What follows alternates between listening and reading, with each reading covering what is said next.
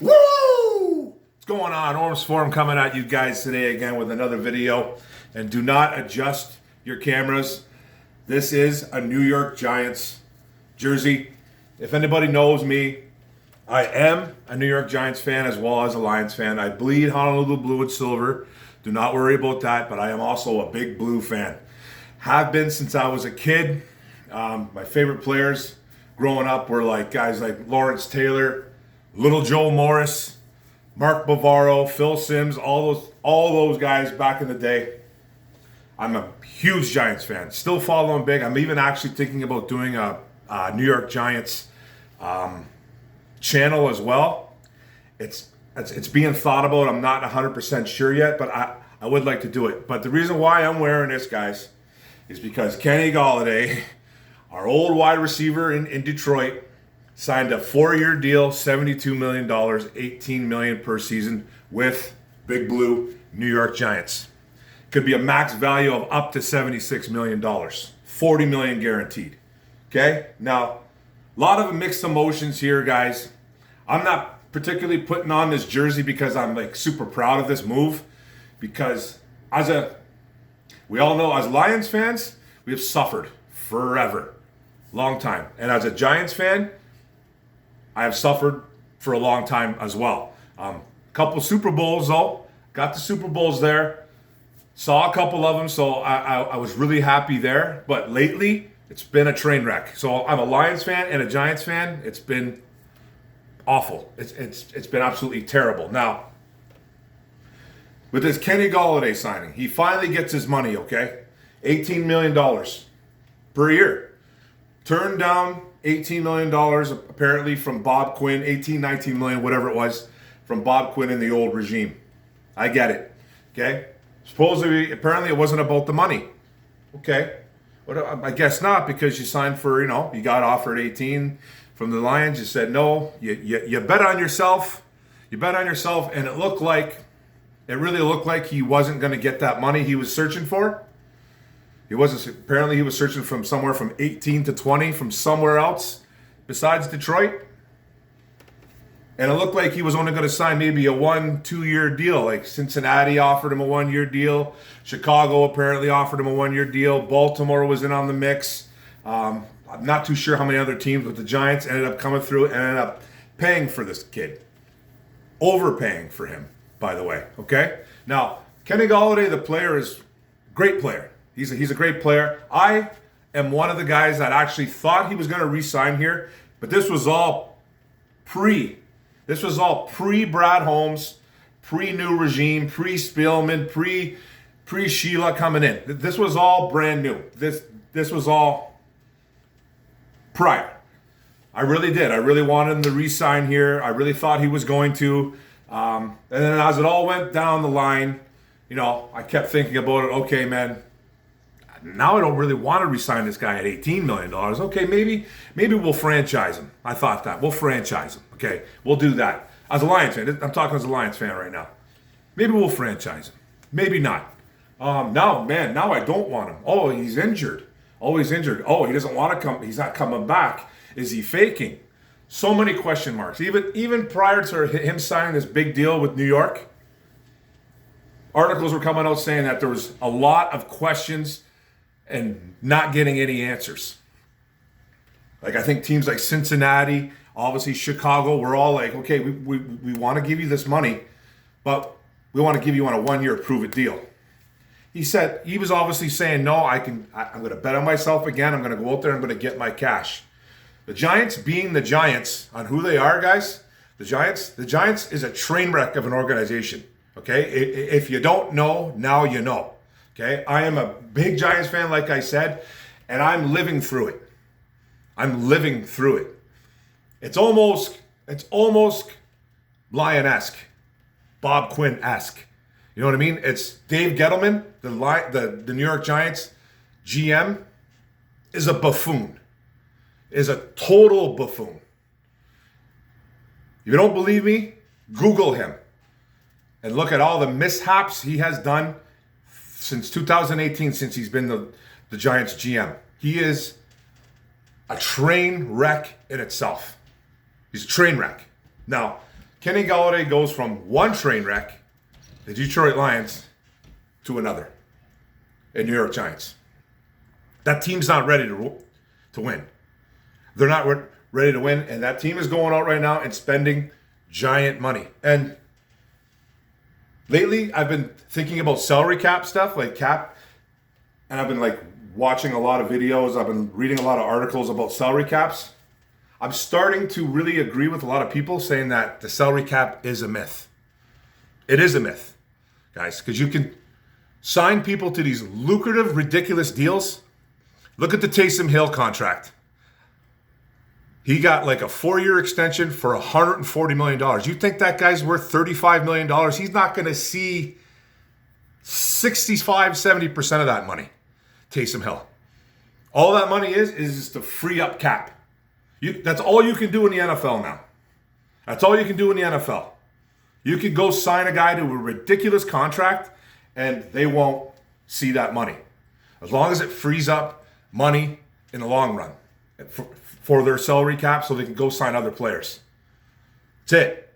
It's almost, I don't want to call it a myth, but it's almost like there's so many loopholes to the salary cap that it's just, and blame the NFL. Don't blame teams for doing this. Blame the NFL. But there are GMs and there are owners that will stick to their guns and say, hey man, this is the salary cap. We don't want to overspend. And I get that. That's called rebuilding.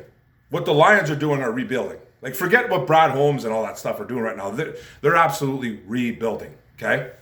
That's why they're not signing big deals. Addition by subtraction. That's what they're doing. Freeing up money, trying to get more money. So eventually they will have to sign somebody big. Because that is a real thing. Millions of dollars freed up on a cap space is a real thing, okay? It is.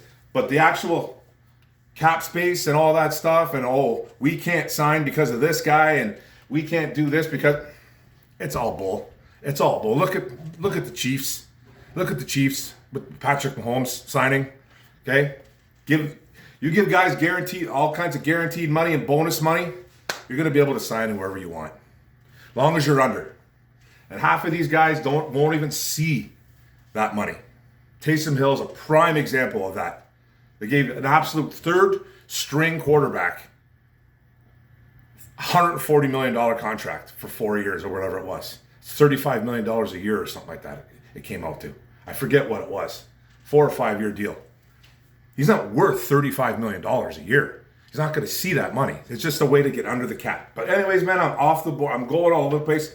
I'm going to be all over the place on this, guys, because I want to hit on a little bit about Brad Holmes, hit on a little bit about Gettleman, hit on a little bit about Kenny Golladay. Now, let's go on to Gettleman. What are you going to say about a guy like this? He has done very bad things since he's been a GM for the New York Giants. Hasn't really added any weapons since 2019. Give Golden Tate a ridiculous contract, like $37.5 million a couple years ago. Overpaying for a left tackle, Nate Solder, who's terrible. Paying him again. Giving him, I think they re-extended him this year. Drafting a running back, number 2 overall. And yeah, I know who it is. It's Saquon Barkley. He is an absolute stud, but he's a kid that can't stay healthy. And having a beast of a running back only is not going to win you football games, let alone championships. Like, forget about winning a championship. You know what I mean? Forget about that with one guy. Second overall, you grab a running back. Terrible. Absolute terrible move. Can't build an O-line to save his life. And this is a guy that came in 2018 and said, we're building from the trenches. Hasn't really found anybody. Kind of found maybe Andrew Thomas. He had a rough rookie year. Maybe he'll be good. Played a little bit better down. You know, he's been a little bit of a train wreck though. They picked up guard Kevin Zeitler, who's been okay, but he's just a guard. And you can't find a pass rush. Okay? You can't really find a pass rush, even though you traded for Leonard Williams, which was kind of a silly trade to begin with. Didn't do much. And then last year he had like 11 and a half sacks, something like that. And then you gave him the world. You paid him everything. Okay. Then enters Kenny Golladay. You just gave a guy, okay? You just gave a kid who's missed a boat. And we've gone through this before, about 15 to 20 games, maybe about 15 to 17 games in 4 seasons as a Lion. You gave him all kinds of money. He's missed a lot of time. The guy that is a really good athlete, can jump out of the gym, okay? Not very fast, will not separate, good hands, but he's a contested, he's the king of the contested catch. He will out-muscle you, he will out-box you, he will out-jump you. That's all fine and dandy. So you went from Stafford to Daniel Jones. Daniel Jones does not have the arm Matthew Stafford has. Daniel Jones has a strong arm. I'm not gonna deny that. But he doesn't have an arm like Matthew Stafford. Daniel Jones is not going to throw a ball through a window like that big, and Kenny Golladay is going to make that catch with a cornerback's hand right there. Daniel Jones will not make that throw. He won't. Now, are you getting a good wide receiver? Hell yeah. You're getting a really good wide receiver. You are. But you're also getting a diva.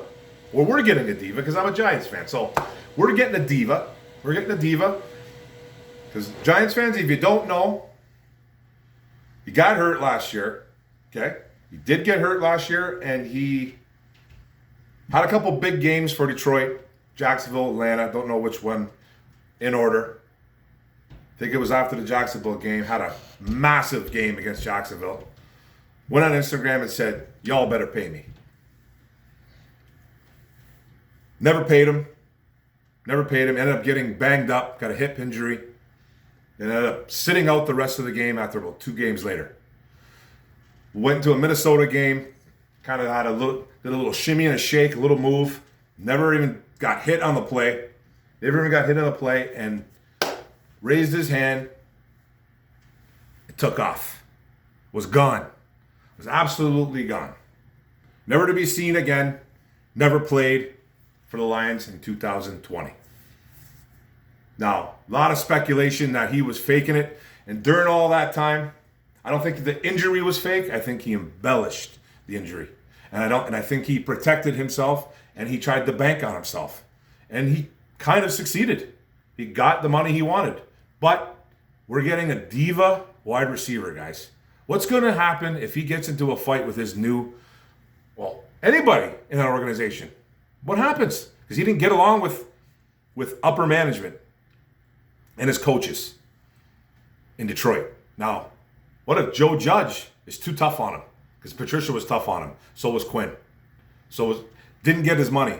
But he has his money now. But what happens? Now you got to what?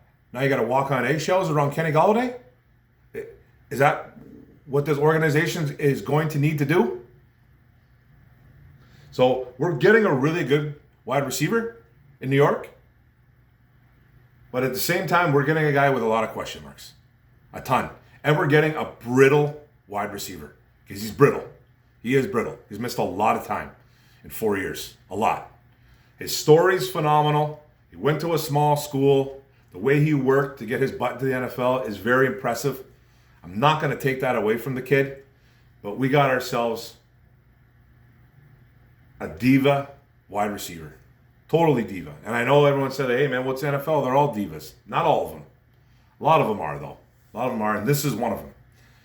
Now, unless he just proves everybody wrong, we'll see. But the Giants have been doing work, man. They re-signed defensive tackle Leonard Williams, re-signed Nate Solder. Don't know why. He's just not good. His story is really heartbreaking, though. It's a guy that he himself fought cancer. He's a cancer survivor. His infant son has kidney cancer, who's fighting to this day. And they actually brought in a baby just recently, apparently. Lots of up and downs in the Solder family. I just don't know why they brought him back. He opted out last year. Now he's back. I don't know why he's even back. Then they re-signed wide receiver C.J. Board, defensive tackle Austin Johnson, and long snapper Casey Kreider. Backup guys. Fullback Cullen Gillespie, who was a special team standout for the Texans. Then they signed free agency wise running back Devontae Booker, who's played with the Broncos and recently the Raiders. Pretty much a second, third string running back. Wide receiver John Ross out of the Bengals. A first round bust. Can't stay really. I don't think he's really been able to stay healthy for Cincinnati, and he's just really not that good. Got speed to burn though. The defensive end Ifeadi Onenigbo played for the Vikings. Not really a sack guy, but you know what I mean. He's more of a run stuffing defensive end, I would say. Then quarterback backup Mike Glennon, who's played for like Tampa Bay, Chicago, Arizona, Oakland when it was Oakland Raiders, and then Jacksonville just recently. And then they picked up tight end Kyle Rudolph from the Vikings. Then they picked up linebacker Reggie Ragland, who played for the Bills. They played for the Chiefs, won a Super Bowl with the Chiefs, and then played for my Lions. And I can tell you as a Lions fan about Reggie Ragland, he is a two-down linebacker and nothing else. He plays the run. Nothing else. He'll occasionally maybe blitz, but that's really about it. He's a two-down linebacker. He's not gonna. There's really nothing to him. He had all kinds of promise. Tore his ACL or something like that in Buffalo. Never played a snap. Was drafted by Buffalo. Never played a snap for the Bills. Ended up playing for the Chiefs. Won a bowl, like I said, and then moved on to the Lions. And we had him for the last year or two or something like that. I don't even know how many years we had him. A year or two? I don't even know. But he's nothing special about Reggie Ragland. But kind of all over the place, guys. I'm sorry. I just wanted to kind of get this off my chest. Kenny Golladay's in the house. Big Blue, welcome. Welcome to the team. Like I said, I'm still thinking about maybe doing a channel. Don't know yet. Because I do love my Giants. This move, I'm not you got some studs already in New York. You got some pretty good weapons. The quarterback Daniel Jones, I'm not sold on him. He's an absolute turnover machine. Can't hold on to the ball, and he throws a lot of interceptions. That's just what he is. He's a little athletic though. He can run. He's fast. So he will pull it down and run, but other than that, no. Then you got running back Saquon Barkley, who's a stud, but just can he stay healthy? And then you got Wayne Gallman, another running back, and then they picked up a free agent, Devontae Booker, like I said, and then wide receiver Kenny Golladay, who should be your number one, Darius Slayton, Sterling Shepard, then free agent John Ross. I really like Slayton. I think Galladay's presence will probably pick up Slayton's play, maybe even Shepard. John Ross, I don't know where they're going to fit him in. Then you got tight end Evan Ingram and free agent Kyle Rudolph, who played for the Vikings before. But your O-line's still garbage. It was ranked. Our O-line in New York was ranked like 21st last year. It's a bad O-line. Daniel Jones literally runs for his life all the time. Watching Giants games are like watching Lions games. It's just excruciating. You know what I mean? So, but he joins a pretty decent amount of talent offensively, I would say. This team has the Giants have the 11th overall pick. Don't know where they're going. They should go defense. I've seen mixed players going there at 11. I've seen guys like maybe Rashawn Slater dropping to 11. I don't see it. Then picking up Slater, I could see them maybe if Parsons happens to drop there to 11, I could maybe see a linebacker getting picked up. I could see maybe a corner going on 11, possibly. I think that's a little too early too, but I do like some of the corners here. They really need help on defense. Their defense is terrible. It's just a bad team. Just a bad team, guys. So that's it, man. I felt I needed to do this video because Kenny Golladay. I'm going to be tied to Kenny Golladay forever. It seems like now. You know what I mean? It just seems like I'm going to be tied to him forever. I went from loving Kenny Golladay to watching him score those big touchdowns as a rookie when he dove his first, I think it was his first catch against Arizona 4 or 5 years ago, diving into the end zone at the 1 yard line in Detroit when he caught that one touchdown pass. Going, who the heck is this kid, man? Who the heck is this kid? When did we get this kid? You know what I mean? I was like, wow.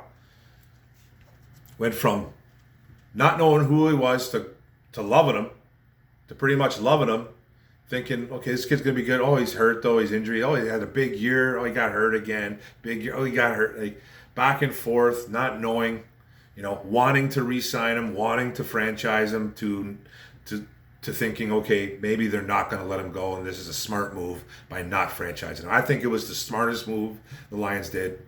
The Giants overpaid for this guy. They did. But he got his bag. He got what he wanted. And I can't fault him for it. But you weren't loyal to the Lions. You didn't go from a terrible team to a better team. Because the Giants are not a good football team. They're just not. Could they turn it around? Who knows? You never know. But not with Dave Gettleman at the helm. He's a terrible GM. He's made a lot of questionable moves in free agency, and he's trying to buy success. He is. He's trying to buy success. And whatever. That's how some GMs run.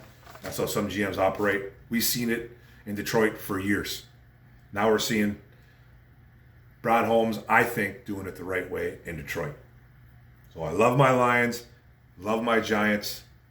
Thanks for the video, guys. I really appreciate you guys paying attention. Go Lions, go Giants. Don't forget to hit the subscribe button.